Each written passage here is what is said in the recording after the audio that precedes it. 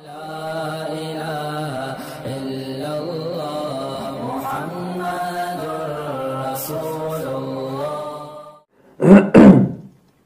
رسول اللہ صلی اللہ علیہ وسلم نے فرمایا کل مولود یولد علی الفطرہ فاباہ یہودانہ او ینصرانہ او یمجسانہ۔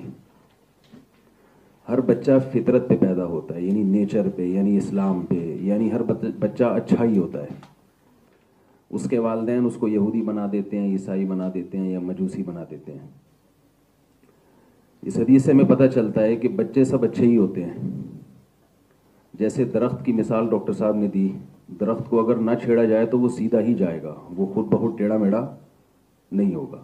آپ کا کام ہے صرف اس کو پانی دیتے رہیں اور کھاد کا انتظام اور ہوا اور دھوپ کا انتظام رکھیں، اس نے سیدھا ہی جانا ہے اور اپنے ٹائم پہ اس نے پھل دینا ہے۔ اس سے پتہ چلتا ہے کہ بچے کو اگر خراب ہونے سے بچا لیں تو صحیح وہ خود بخود ہی ہو جائے گا۔ یعنی بچوں کی تربیت میں ایک بہت اچھی چیز اور آسان چیز یہ ہے کہ بچوں کی تربیت مشکل کام نہیں ہے، یہ ذہن میں رکھیں۔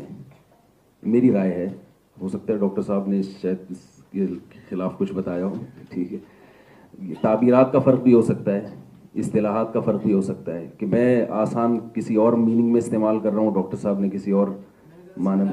جی، تو ہوشیاری سے کام لینا پڑتا ہے، لیکن بچوں کی تربیت اتنی مشکل نہیں ہے۔ میں اکثر بیانات میں کہتا ہوں بچوں کو بگڑنے سے بچا لو تو سیدھے وہ خود بخود ہی ہو جائیں گے، یعنی سیدھا کرنے کے لیے الگ سے آپ کو محنت کی ضرورت نہیں پڑے گی۔ جیسے ایسا ہے نا، ٹرین ٹریک پہ چل رہی ہے تو بس آپ اس کو کوئی ایسی کوشش نہ کریں کہ ٹریک سے اتر جائے، ٹریک پہ تو وہ خود بخود چلے گی۔ اس کے جو پہیے اس طرح سے ڈیزائن کیے گئے ہیں کہ وہ ٹریک سے ہٹتی نہیں ہے جب تک کوئی حادثہ نہیں ہوتا۔ یہ جو حدیث ہے رسول اللہ صلی اللہ علیہ وسلم کی، اس میں آپ صلی اللہ علیہ وسلم نے بتا دیا کہ بچہ فطرت پہ پیدا ہوتا ہے، وہ ٹریک پہ ہی چلے گا موت تک۔ والدین اس کو ٹریک سے ہٹاتے ہیں۔ والدین کا ذکر اس لیے کیا ہے کہ بچے کو جو اصل میں حدیث کے بتانے کا مقصد یہ ہے کہ ماحول بچے کو خراب کرتا ہے، چونکہ بچے کو سب سے پہلے جو انوائرمنٹ ملتا ہے وہ گھر کا ملتا ہے نا، والدین کا، تو اس لیے والدین کا ذکر کیا۔ ورنہ اصل چیز کیا ہے، جہاں بچہ اٹھتا بیٹھتا ہے تو ان کے اثرات قبول کرتا ہے۔ تو اس سے پتہ چلتا ہے کہ بچہ اگر بگڑ رہا ہے تو وہ ہم بگاڑ رہے ہیں۔ اچھا بن رہا ہے تو ضروری نہیں کہ ہم اس کو اچھا بنا رہے ہیں، لیکن بگڑ رہا ہے تو کون بگاڑ رہا ہے؟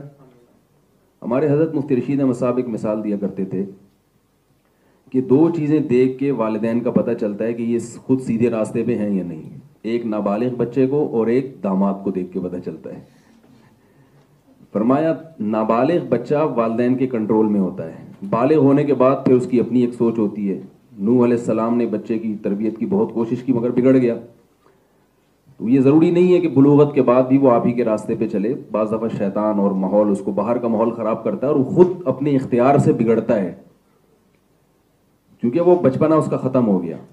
تو آپ پوری کوشش کے باوجود بھی بچے کے بگڑنے کے چانسز بہرحال ہوتے ہیں بڑے ہونے کے بعد۔ تو فرمایا کرتے تھے بالغ بچے کو دیکھ کر والدین کا اندازہ آپ نہیں لگا سکتے، کیونکہ ممکن ہے والدین نے اچھا بنایا اس کو لیکن وہ اپنے اختیار سے خراب ہو گیا، لیکن نابالغ بچے کو دیکھ کر والدین کے بارے میں آپ فیصلہ کر سکتے ہیں کہ یہ خود سیدھے راستے پر ہیں یا نہیں۔ دوسرا فرمایا داماد کا مطلب جب آپ نے اپنی بیٹی کے لیے رشتے کی سلیکشن کی تھی تو کیا سوچ کے کی تھی آپ نے؟ بعد میں بھی داماد بھی بعد میں بگڑ جاتے ہیں، تو اس وقت آپ نے کیا سوچ کے سلیکشن کی تھی، اس سے آپ کا پتہ چلتا ہے کہ آپ کی سوچ کیا ہے، آپ کے اچھے اور برے کا معیار کیا ہے، اور آپ یعنی کس سوچ کے حامل آدمی ہیں۔ کیونکہ یہ داماد بھی اولاد کی طرح ہی ہے نا، تو یہ سلیکشن آپ کی اپنی ہے، یہ آپ نے خود کیا ہے، اس میں اس کا اپنا دخل نہیں ہے اتنا۔ تو بلوغت کے بعد بچہ سیدھا بھی ہوتا ہے، بگڑتا بھی ہے، لیکن بلوغت سے پہلے تو آپ کے کنٹرول میں۔ تو ہمیں کیا پتہ چلا اس حدیث سے کہ بچے کو بگاڑنے سے بچا لیں تو بچہ خود بخود سیدھے راستے پہ چلے گا۔ ایک بات تو یہ پتہ چلی۔ بچے کو بگاڑنے سے بچانے کے طریقے کیا ہیں، ڈاکٹر صاحب نے یقیناً بتائے ہوں گے۔ یہ شاید اس ہوم اسکولنگ کا موضوع بھی نہیں ہے، لیکن بات چل پڑی ہے تو میں بتا دوں۔ بچے کے سامنے کوئی غلط کام نہ کیا جائے، جھوٹ نہ بولا جائے۔ اکثر والدین بچے کے سامنے جھوٹ بول دیتے ہیں۔ میرے بچوں کو پتہ ہے میرے بارے میں، الحمدللہ گھر والے بیٹھے میں مجھے زیادہ چھوڑ بھی نہیں سکتا یہاں لمبی، کیونکہ وہ سب پتہ چل رہا ہے کہ کتنا سچ بول رہا ہے کتنا جھوٹ بول رہا ہے۔ میں کبھی بچوں سے جھوٹا وعدہ نہیں کرتا، مجھے بچے کبھی نہیں کہہ سکتے کہ ابو نے ہم سے جھوٹ بولا ہے. میں نے اگر بچوں کو کہا کہ کل میں یہ کام کروں گا تو ان کو پتا ہے کہ یہ کل لازمی ہوگا یہ کام. کیونکہ اس سے اگر آپ بچے سے جھوٹا وعدہ کریں, چاہے وہ چھوٹا سا ہی کیوں نہ ہو, آپ نے ان سے کہا نا کل میں آئس کریم لے کر آؤں گا اور آپ نہیں لے کر آئے, تو لاشعوری طور پر بچہ ٹریک سے ہٹنا شروع کر دیتا ہے. بچہ یہ سمجھتا ہے کہ جھوٹے وعدے بھی کسی کو بیوقوف بنانے کے لیے کیے جا سکتے ہیں. اور حدیث سے ثابت ہے کہ ایک خاتون نے اپنے بچے کو بلایا کہ چپ کرانے کے لیے نا اپنی مٹھی میں کچھ ایسے ہی فرضی کوئی چیز ڈال دی, کھجور یا کوئی چیز, تو کہا کہ یہ لے لو, آؤ میرے پاس. تو آپ صلی اللہ علیہ وسلم نے ان سے پوچھا کہ تمہاری مٹھی میں واقعی کچھ ہے بھی؟ انہوں نے کہا ہاں ہے. فرمایا اگر یہ نہیں ہوتا تو یہ جھوٹ ہو جاتا. کہ بچے یہیں سے جھوٹ سیکھتے ہیں, یہیں سے پھر چور بنتے ہیں, یہیں سے ڈاکو بنتے ہیں. یہ جو آج بڑے بڑے ڈاکو جس اسٹیپ پر پہنچے ہوئے ہیں, ظاہر ہے یہ پہلے دن سے ایسے پیدا نہیں ہوتے, چھوٹی چھوٹی چیزیں کر کر کے پھر یہاں تک پہنچتے ہیں. یہ تو پہلی بات تو یہ پتہ چلی. دوسری ہمیں یہ معلوم قرآن و سنت سے پتہ چلتا ہے کہ انسان کی جو سب سے بہترین پراپرٹی ہے وہ اولاد ہے.